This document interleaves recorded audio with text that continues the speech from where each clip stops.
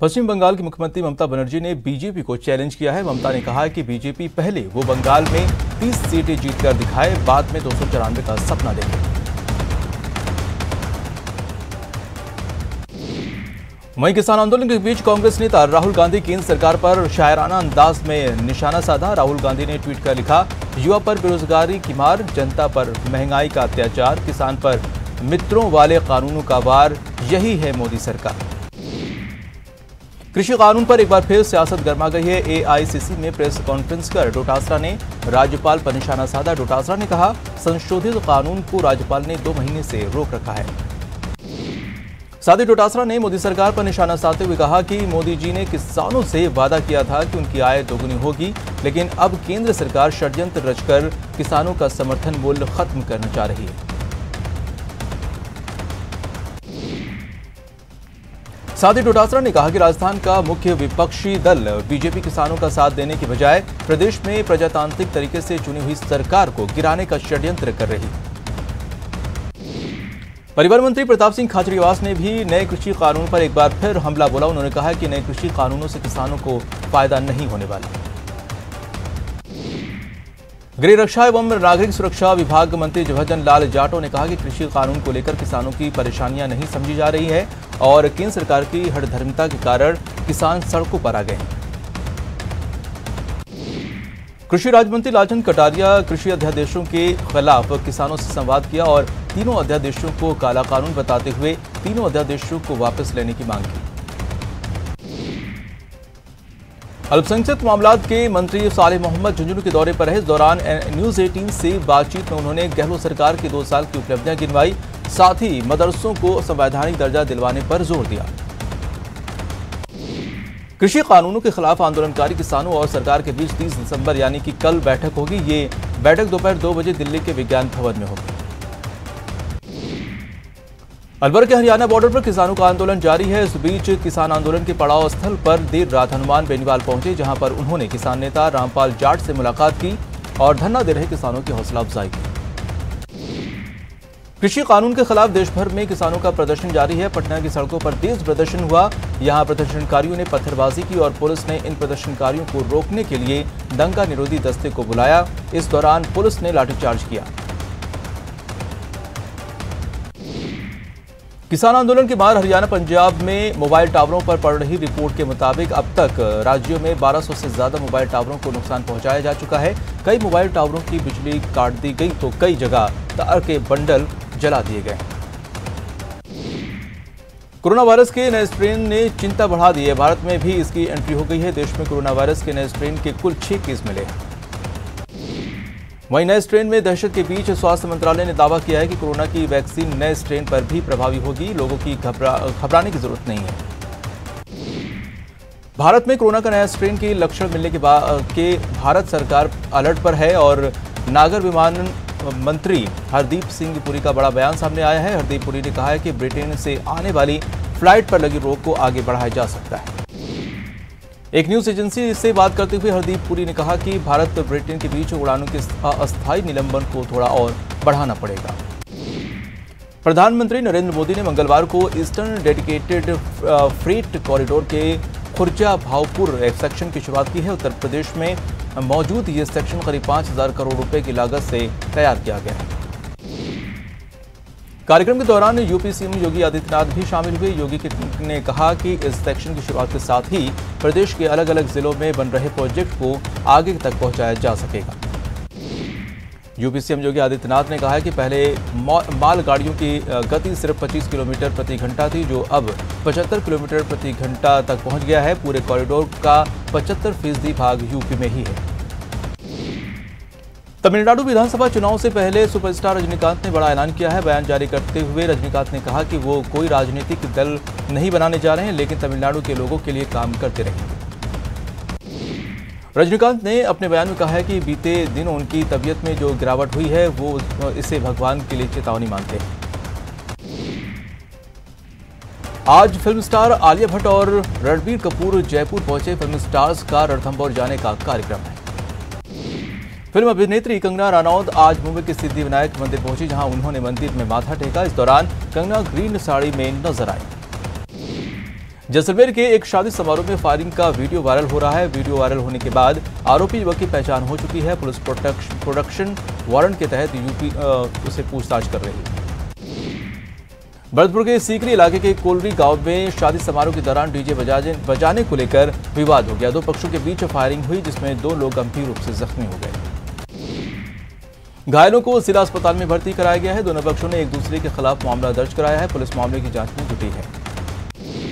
अलवर में आशियाना आंगन प्लाजा के आईफोन मोबाइल जंक्शन से करीब 40 लाख रुपए के मोबाइल चोरी होने का मामला सामने आया है। घटना की सूचना के बाद फूलबाग पुलिस ने सीसीटीवी फुटेज के आधार पर बदमाशों की पहचान कर ली है और इस गैंग के बारे में जानकारी जुटाकर उनको पकड़ने का प्रयास कर रही है। जोधपुर के खाबड़ा खुर्द गांव में राशन के गेहूं को लेकर राशन डीलर और एक ग्रामीण के बीच मारपीट हो गई, जिसके बाद मारपीट का वीडियो वायरल हो रहा है। कोटा में चाकूबाजी की वारदातें थमने का नाम नहीं ले रही है। देर शाम एक और किशोर के साथ चाकूबाजी की वारदात हुई। 4-5 हमलावरों ने एक किशोर पर चाकू से हमला कर दिया। गंभीर हालत में किशोर को एमपीएस अस्पताल में भर्ती कराया गया। कोटा के सुल्तानपुर थाने क्षेत्र में पुलिस ने कार्रवाई करते हुए जानलेवा हमले के एक आरोपी को गिरफ्तार किया है। गिरफ्तार आरोपी सागिर अली नेताड़ा मालियान का निवासी है। चूरू के सुजानगढ़ में 2 पक्षों में मामूली विवाद में जमकर लाठी भाटा जंग हुई। घटना में दोनों पक्षों के 10 लोग घायल हो गए। कोटा के माला फाटक माताजी मंदिर के पास से पुलिस ने एक बदमाश को गिरफ्तार किया है। बदमाश के पास से हथियार भी बरामद हुए हैं।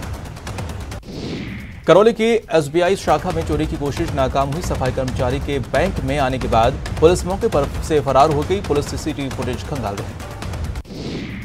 उदयपुर के सुंदरवास इलाके में चोरी की घटना सामने आई है। यहां चोरों ने सूने मकान में हाथ साफ करते हुए लाखों रुपए के जेवरात और नकदी की चोरी कर ली। प्रतापगढ़ के छोटी सादड़ी के साटोला ग्राम पंचायत की 5 बीघा जमीन से अतिक्रमण हटाया गया है। पिछले कई दिनों से साटोला गांव की 5 बीघा सरकारी भूमि पर दबंगों ने अतिक्रमण कर लिया था, जिसे आज पुलिस प्रशासन और की मौजूदगी में जेसीबी की सहायता से हटाया गया। उदयपुर के कोरडा इलाके में कार को टक्कर मारने के बाद बदमाशों ने फायर कर दिया। कार में सवार शख्स ने जंगलों में भागकर अपनी जान बचाई। हादसे में हनुमान को हल्की चोटें भी आई है। पुलिस ने मामला दर्ज कर जांच शुरू कर दी है। जोधपुर से इंसानियत को शर्मसार कर देने का मामला सामने आया है, जहां 6ठी क्लास में पढ़ने वाली एक मासूम के साथ उसके पड़ोसी ने मोबाइल दिखाने के बहाने दुष्कर्म किया, जिसके बाद मासूम गर्भवती हो गई और उसने कल अस्पताल में एक बच्चे को जन्म दिया। पीड़ित के परिजनों की शिकायत के आधार पर आरोपी को हिरासत में लिया गया है। पीड़िता के बयान के बाद उसे गिरफ्तार किया जाएगा। पुलिस ने पॉक्सो की विभिन्न धाराओं में मामला दर्ज कराया है। अजमेर के कृष्णगंज इलाके में एक युवक ने फांसी का फंदा लगाकर जान दे दी। फिलहाल पुलिस मामले में जांच कर रही है। जोधपुर के खेड़ापा पुलिस ने नाबालिग के दुष्कर्म के बाद जन्म लिए बच्चे के मामले में आरोपी को गिरफ्तार किया है। राजस्थान राज्य बाल संरक्षण आयोग की अध्यक्ष संगीता बेनीवाल ने मामले को गंभीरता से लेते हुए अधिकारियों से तथ्यात्मक रिपोर्ट तलब की है। बाल कल्याण समिति के अध्यक्ष धनपत गुर्जर के नेतृत्व में लक्ष्मण परिहार, शशि वैष्णव और विक्रम सरगरा ने अस्पताल पहुंचकर पीड़िता के स्वास्थ्य का हालचाल जाना। जांच अधिकारी धर्मेंद्र डूकिया को मामले की गहन पड़ताल करने के आदेश दिए। भीलवाड़ा के प्रतापनगर थाना क्षेत्र के एक यान गोदाम में सोमवार देर रात भीषण आग लग गई। आग लगने से लाखों का सामान जलकर राख हो गया। भरतपुर में शॉर्ट सर्किट के चलते कड़वी में आग लगी और कड़ी मशक्कत के बाद आग पर काबू पाया गया। आगजनी में हजारों रुपए की कड़वी जलकर राख हो गई। कोटा के मंडाना थाना क्षेत्र में कार और बाइक की जोरदार टक्कर हो गई, जिसमें बाइक सवार युवक गंभीर रूप से घायल हो गया। घटना के बाद वहां खड़े ग्रामीणों ने घायल को एम्बुलेंस से मंडाना अस्पताल पहुंचाया। सीकर के फतेहपुर शेखावाटी में इनोवा और पिकअप की आमने सामने भिड़ंत हो गई, जिसमें 7 लोग गंभीर रूप से घायल हो गए। जयपुर में 3 दिवसीय यूथ कांग्रेस के ट्रेनिंग कैंप का समापन हो गया है। सीएम अशोक गहलोत ने वीसी के जरिए ट्रेनिंग कैंप के समापन सत्र को संबोधित किया। सीएम ने कहा, यूथ कांग्रेस कार्यकर्ता समर्पित भाव से काम करे और कांग्रेस की विचारधारा को जनता के बीच ले जाए। यूथ कांग्रेस के राष्ट्रीय अध्यक्ष श्रीनिवास पीवी जयपुर पहुंचे, जहां एयरपोर्ट पर यूथ कांग्रेस के पदाधिकारियों ने उनका जोरदार स्वागत किया। 3 दिवसीय दौरे पर उच्च शिक्षा मंत्री भवर सिंह भाटी बीकानेर पहुंचे, जहां उन्होंने किसान संवाद कार्यक्रम में हिस्सा लिया। भरतपुर में संभागीय आयुक्त प्रेमचंद बेरवाल ने विकास योजनाओं और फ्लैगशिप योजनाओं की समीक्षा की। उन्होंने चंबल पेयजल परियोजनाओं के अधीक्षक अभियंता को निर्देश दिए कि वो चंबल पेयजल परियोजना को गति देकर समय पर पूरा किया जाए। भरतपुर में किसान अधिशासी अभियंता कार्यालय के बाहर अलाव जलाकर आंदोलन कर रहे किसानों का कहना है कि हम लोग बयाना में रैली निकालकर चक्का जाम करेंगे जब तक राज्य सरकार का हमारी मांगे नहीं मानती। अजमेर में बीजेपी ओबीसी मोर्चा ने कांग्रेस के खिलाफ सांकेतिक धरना देकर प्रदर्शन किया। कार्यकर्ताओं ने कांग्रेस पर निशाना साधते हुए कहा कि कांग्रेस कृषि कानून को लेकर राजनीति न करे। मोदी में बेरोजगारी की मार झेल रहे कोचिंग संचालकों का गुस्सा फूट गया है। संचालकों ने कलेक्ट्रेट पर जमकर प्रदर्शन किया। कृषि कानून के विरोध में किसान संदेश यात्रा विभिन्न शहरों में होती हुई भरतपुर पहुंची। इस दौरान प्रदेश अध्यक्ष हेमंत सिंह शेखावत ने कृषि कानून की निंदा की। भरतपुर विधायक रामलाल मीणा ने दीपेश्वर महादेव की पूजा अर्चना की, साथ ही उन्होंने क्षेत्र में खुशहाली के साथ कोविड महामारी से जिले को निजात दिलाने की कामना की।